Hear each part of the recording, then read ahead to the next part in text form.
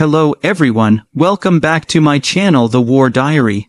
Please don't forget to subscribe, like this video, and share it with your friends, because today we are diving deep into a story that doesn't just describe an event, but a night that literally changed everything. The night when the war revealed its new face, when the battlefield was no longer only about tanks, soldiers, and artillery, but about intelligence, precision, and the power of machines guided by human innovation. The story of this one night is not just about an operation, it is about how modern warfare has redefined itself forever. When we look at the exterior of this conflict, the image that comes to our minds is massive, dramatic, and visually unforgettable. Imagine the skyline suddenly lit by streaks of drones cutting through the night, weaving patterns like a deadly choreography. The exterior of this new warfare looks sleek and almost cinematic. The silhouettes of drones moving low and fast resemble swarms of birds, but instead of carrying peace, they carry explosives and precision strikes. This exterior is what the world saw. A radical transformation. The shift from traditional ground battles into something more digital, more precise, and much harder to defend against. The world had seen tanks destroyed before, but never like this: small, low-cost machines outsmarting billion-dollar defenses. It was as if David had finally found a way to permanently humble Goliath, and all of it unfolded within hours in a single night. But to truly understand this transformation, we need to move inside the interior of this new warfare, because this is where the real story lies.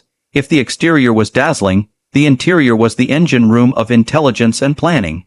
Inside this new face of war, it wasn't only about machines. It was about data, coding, satellite feeds, and coordination between people spread across vast distances. The interior of this operation was a room full of glowing screens, experts analyzing every move, pilots controlling drones from hundreds of miles away, and algorithms predicting enemy response. It is in this interior that human ingenuity merged with machine efficiency. Unlike the heavy command centers of the past with paper maps and radio calls, the new interior is digital, decentralized, and lightning fast. The interior is also where the psychological power was built. Soldiers sitting far away, their hands on controls, could unleash devastating effects without putting themselves at direct risk. The enemy, meanwhile, never even saw the operators, only the silent machines arriving out of the night sky. The interior included encrypted communications, AI-driven targeting, and collaborative intelligence gathered not just by the military but also civilians, hackers, and engineers. It was not simply a battle. It was a technological orchestra where every click and every byte mattered. And the fascinating part is that the interior was far more significant than the exterior explosions. Because the explosions were just the results, while the real war was won inside screens and code. This is where the war's new face revealed itself, not through brute force but through the intelligence of integration.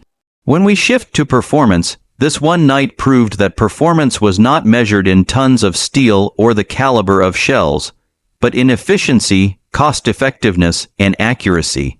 A handful of drones, each costing only a fraction of what a missile defense system costs, managed to overwhelm billion-dollar systems. The performance of these drones and their operators showed that modern warfare favors speed, adaptability, and the element of surprise. Performance here is not raw power, but precision. Drones hitting fuel depots with perfect timing, striking command centers, and even disrupting entire supply chains in hours. The ratio of cost to damage redefined military mathematics. Millions of dollars destroyed by machines costing thousands. This performance stunned the world's military analysts because it proved that even the strongest armies are vulnerable if they fail to adapt.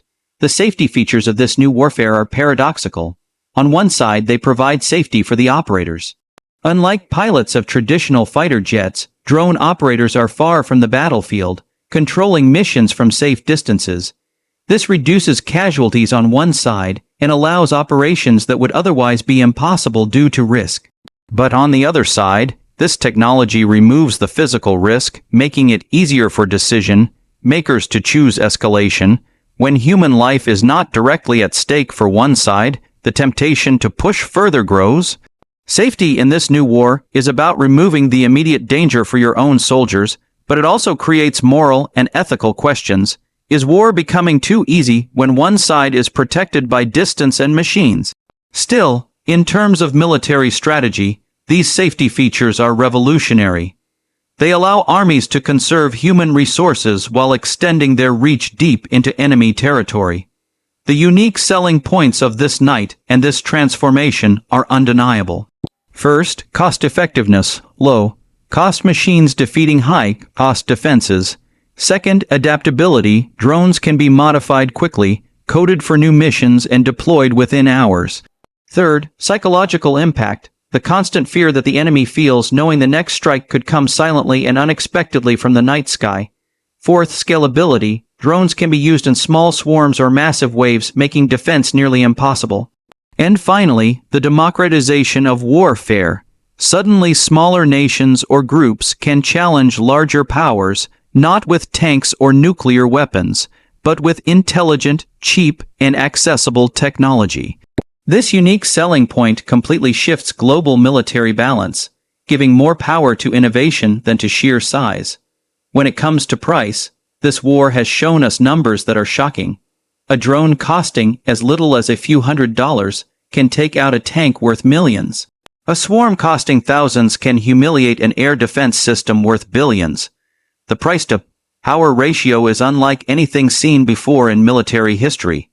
For militaries, this means that investment in traditional heavy equipment might no longer guarantee superiority. For smaller nations, it means the entry cost into modern warfare has dropped dramatically. Price is not just a financial number. It is the decisive factor that allows asymmetric warfare to succeed. One night proved that price can decide the outcome of a battle more than the size of the army. And so, we reach the conclusion. This night, the one that changed everything, was not just another battle in a long war. It was the unveiling of the future.